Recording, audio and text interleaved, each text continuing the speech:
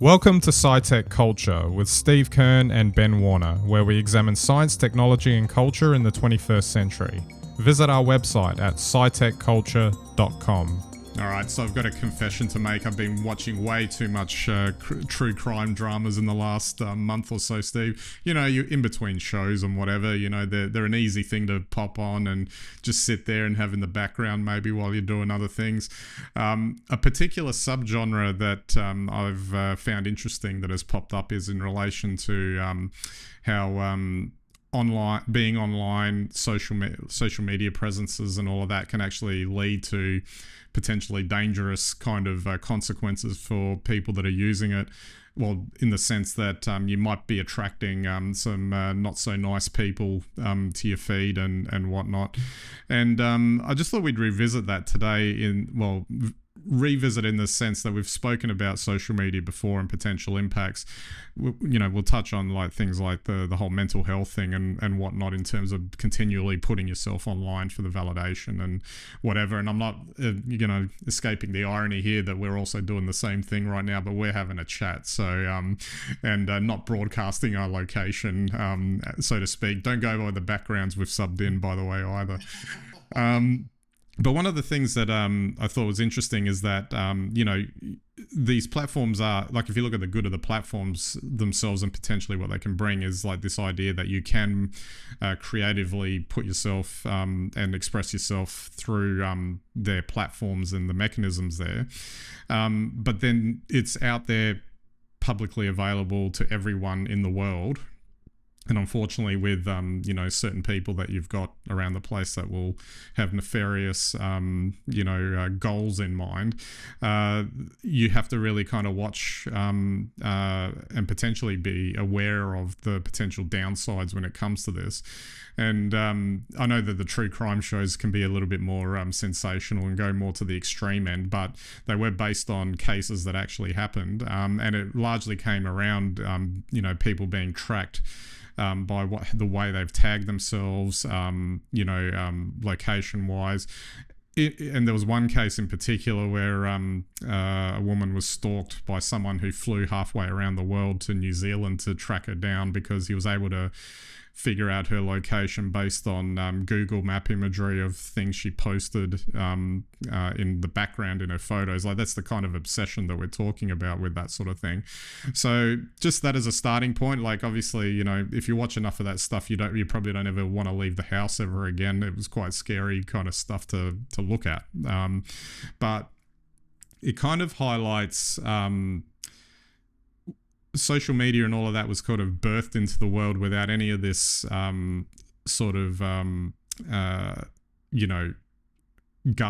whatever you want to call it, put in place to kind of have an understanding of, the pros and cons of using it. And it feels like that we're learning about the cons of its use after the fact, after we've been using it. And it'd be good to, you'd almost need classes and education in it to, protect yourself. Well, I wonder if even that would work. I mean, it's an interesting situation. I mean, crimes such as stalking and these obsessive behaviours that relate to targeting individuals have always existed. But in the physical world, I guess the probability of attracting someone like that, is limited because you have to have had at some stage physical contact or at least proximity to that person.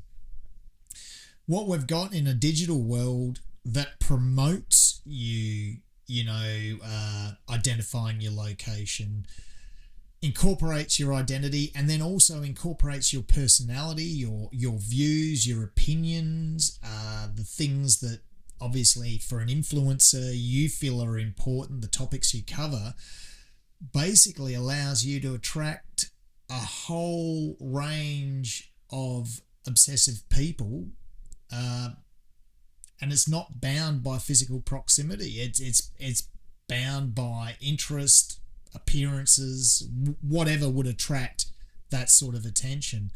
And then, of course, if your location, the topics that you cover, your personal information is all part of your identity online, well, that's just juicy and as you start to attract 1,000, 10,000, 100,000 followers, you're just upping the stakes. If you think that even only 1% of those people are crazy, but by the time you get to 100,000, you've probably got at least, you know, 1,000 people out there that maybe you wouldn't want to meet in real life. And that's just the fact. And it only takes one really to like completely throw things out of whack.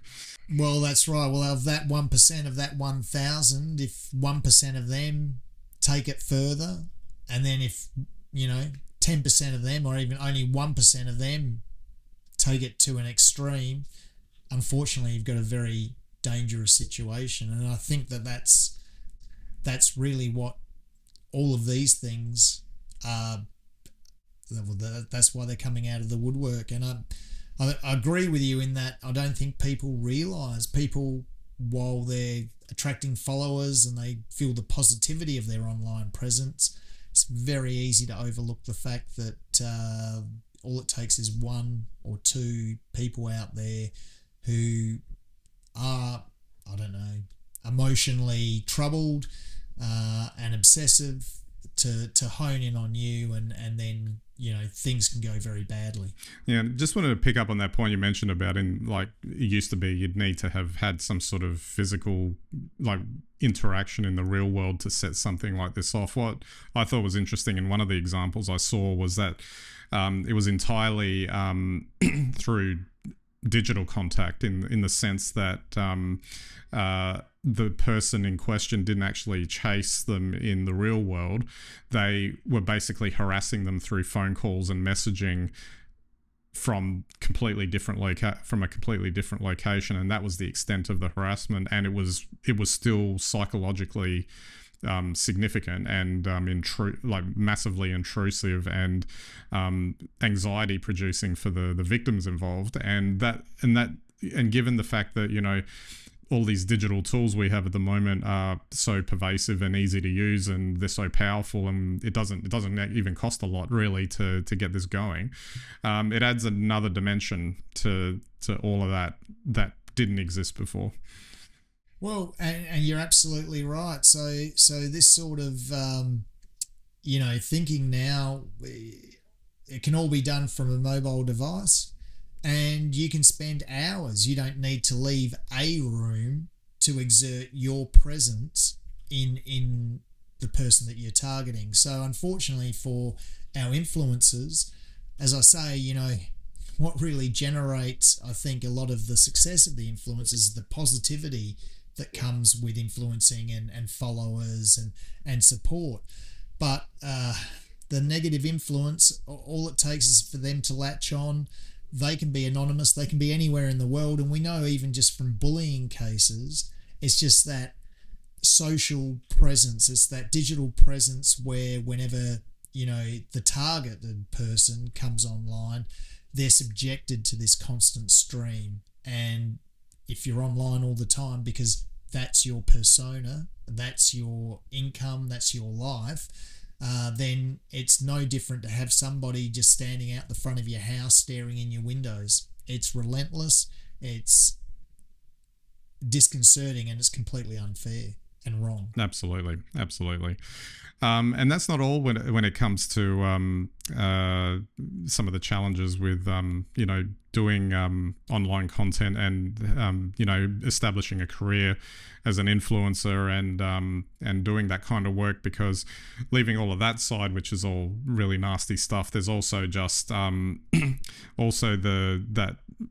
cycle of validation and what happens if you fall on the foul side of the algorithm. You get 1 million views one day and then you're down to 10,000 the next, and you didn't really necessarily do something wrong to trigger that.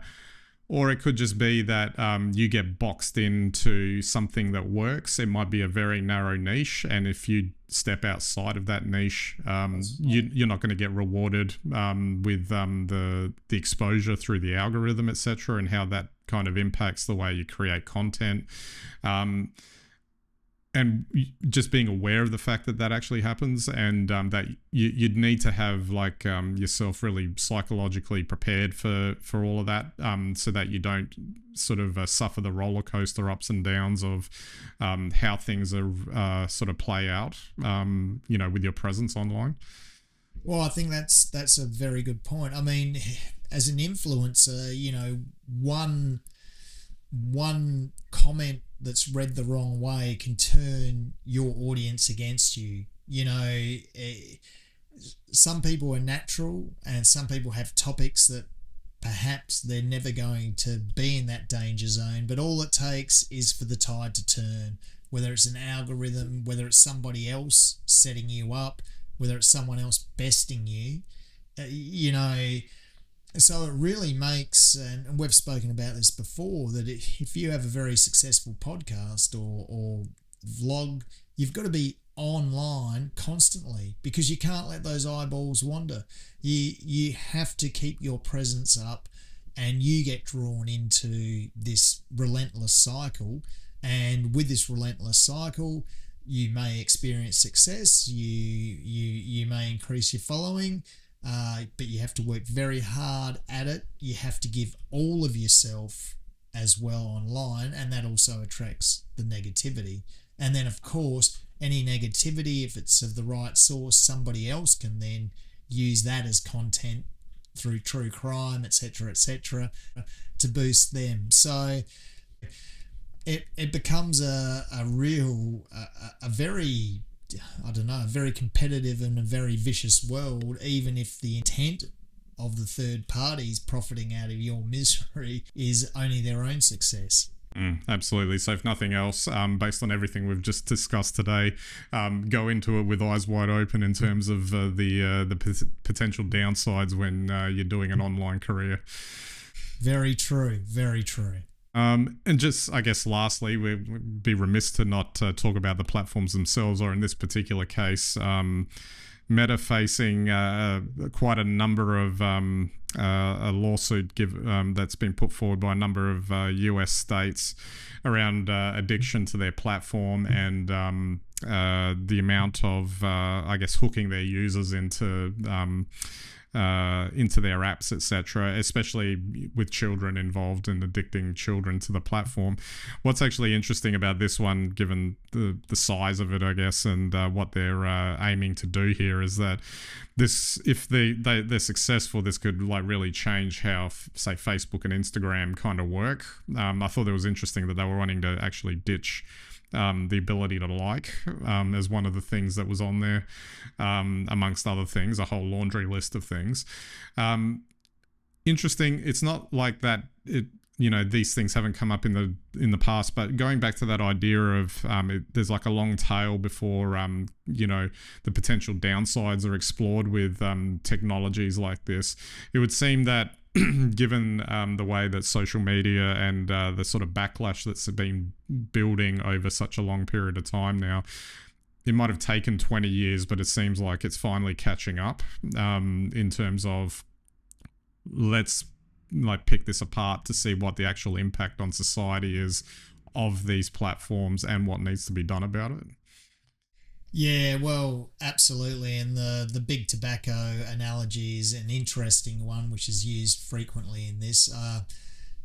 Look, I think we've also spoken about this at length over 15 years too. I mean, the social platforms got a lot of free kicks early on, and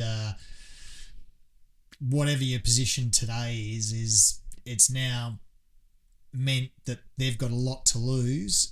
And of course, once they've got a lot to lose, people are making cases why they should lose it.